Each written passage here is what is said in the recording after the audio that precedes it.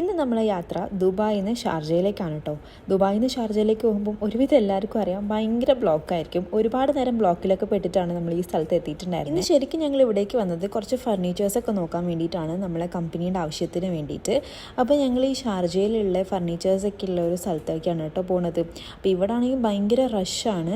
സാധാരണ എല്ലാ ഫർണിച്ചേഴ്സും ദുബായിലേക്ക് എത്തുന്നത് ഷാർജയിൽ നിന്നും അജ്മാനിൽ നിന്നൊക്കെയാണ് കേട്ടോ. അപ്പോൾ നമ്മളിപ്പോൾ കൂടുതലും ബൾക്കായിട്ട് പർച്ചേസ് ചെയ്യേണ്ട സമയത്തൊക്കെ ഷാർജയിൽ പോയിട്ടാണ് പർച്ചേസ് ചെയ്യാറുള്ളത്. അത് കഴിഞ്ഞ് ഞങ്ങൾ ഫുഡ് കഴിക്കാൻ വേണ്ടിയിട്ട് ഒരു സ്ഥലത്ത് കയറിയാണ്. നല്ല ലേറ്റ് ആയിട്ടുണ്ടായിരുന്നു, അതുകൊണ്ട് തന്നെ ആ ഒരു ഉറക്കത്തിലാണ്. ഇങ്ങനെ ഫുഡൊക്കെ കഴിച്ചിട്ട് നേരെ തിരിച്ച് വീട്ടിലേക്ക് പോയി. വീട്ടിലെത്തുമ്പം ഏകദേശം 1:30 ആയിട്ടുണ്ട്.